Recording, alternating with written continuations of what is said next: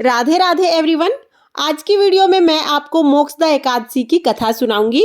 जिन लोगों ने मोक्षदा एकादशी का व्रत किया है वो तो ये कथा सुनते ही हैं, लेकिन जो लोग व्रत नहीं भी कर पाते हैं वो भी अगर कथा सुनते हैं तो उन्हें बहुत ही अधिक पुण्यफल प्राप्त होता है। तो मोक्ष प्राप्ति के लिए मोक्षदा एकादशी की कथा आप जरूर सुने। तो चलिए कथा शुरू करते हैं। उत्पन्ना एकादशी की उत्पत्ति, महिमा, महात्म्य आदि सुन मंत्र मुग्ध होकर अर्जुन बोले, हे देवों के भी पूजनीय भगवान श्री कृष्ण, हे तीनों लोकों के स्वामी, आप सभी को सुख और मोक्ष देने वाले हैं, मैं आपको नमस्कार करता हूँ। हे देवादि देव, आप हित चाहने वाले हैं, कृपा करके मेरी एक उत्सुकता को शांत कीजिए। भगवान श्री कृष्ण बोले, हे अर्जुन, जो कुछ भी जानना चाहते हो निसंकोच होकर कहो, मैं अवश्य ही तुम्हारी उत्सुकता शांत करूंगा। हे श्री हरि, यह जो आपने मार्गशीर्ष माह के कृष्ण पक्ष की एकादशी के विषय में बताया है उससे मुझे बड़ी ही शांति प्राप्त हुई है।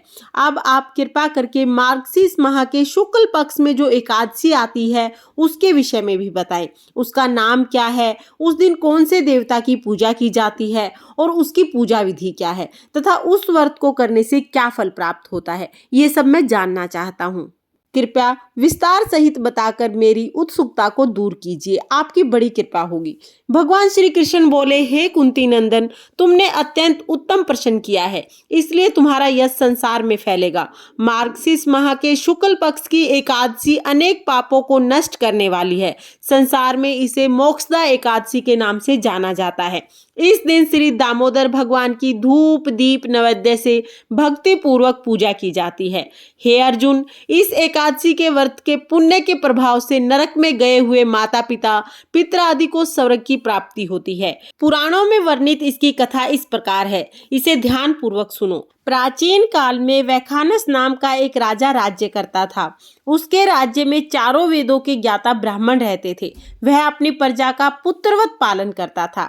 एक रात्रि को राजा ने स्वप्न में अपने पितरों को नरक की यातनाएं भोगते हुए देखा। इस प्रकार का स्वप्न देखकर राजा बहुत ही व्याकुल हो गया। उसके बाद वह बेचैन होकर सुबह होने की प्रतीक्षा करने लगा। प्रातःकाल होते ही राजा ने ब्राह्मणों को बुलाकर उनके समक्ष अपने स्वप्न की सारी बात बताई और कहा कि हे ब्राह्मणों, रात्रि को स्वप्न में मैंने अपने पितरों को नरक में पड़ा देखा है और उन्होंने मुझे कहा है कि हे पुत्र, मैं घोर नरक भोग रहा हूँ, मेरी यहाँ से मुक्ति कराओ।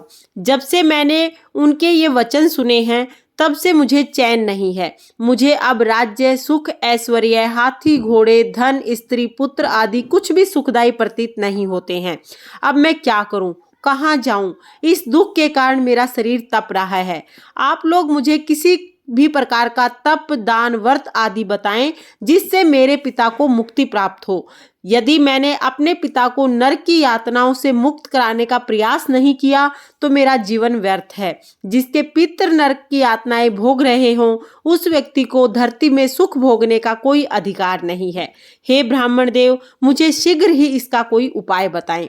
राजा की ऐसी निराशापूर्ण और दुख भरी बातों को सुनकर ब्राह्मणों ने आपस में विचार विमर्श किया। फिर एकमत होकर बोले, हे राजन, यहाँ से समीप ही वर्तमान, भूत और भविष्य के ज्ञाता पर्वत नाम के एक मुनि हैं।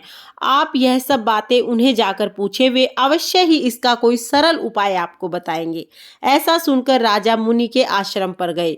उस आश्रम में अनेक शांतचित्त योगी और मुनि तपस्या कर रहे थे।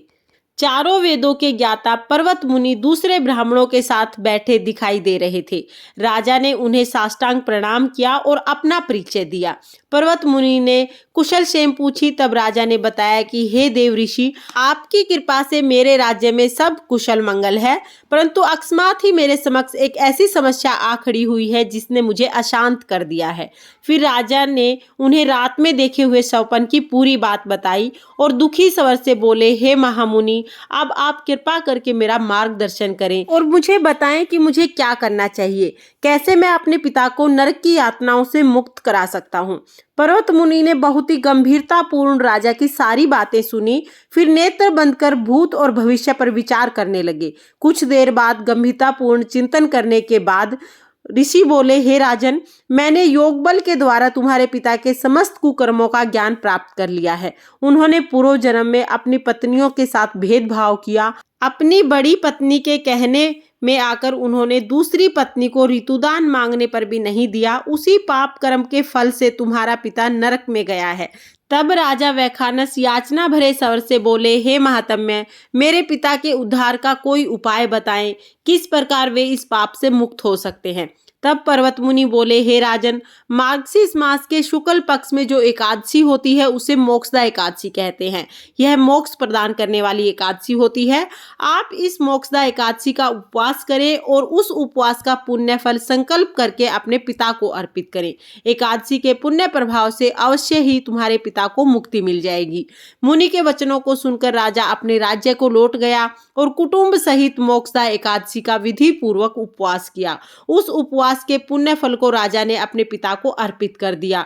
उस पुण्य फल के प्रभाव से राजा के पिता को मुक्ति मिल गई। स्वर्ग को प्रस्थान करते हुए वह अपने पुत्र से बोला, हे पुत्र, तेरा कल्याण हो। यह कहकर वह स्वर्ग चला गया। हे अर्जुन, जो मनुष्य मार्गशीर्ष माह के शुक्ल पक्ष की एकादशी को व्रत करते हैं उनके समस्त पाप नष्ट हो जाते हैं और अंत में वे स्वर्ग लोक को पाते हैं। इस व्रत के उत्तम और मोक्ष प्रदान करने वाला दूसरा कोई भी व्रत नहीं है। इस कथा को पढ़ने और सुनने से अनंत गुना फल मिलता है। यह व्रत मोक्ष देने वाला चिंतामणि के समान है। इससे व्रत करने वाले की सभी मनोकामनाएं पूर्ण होती हैं।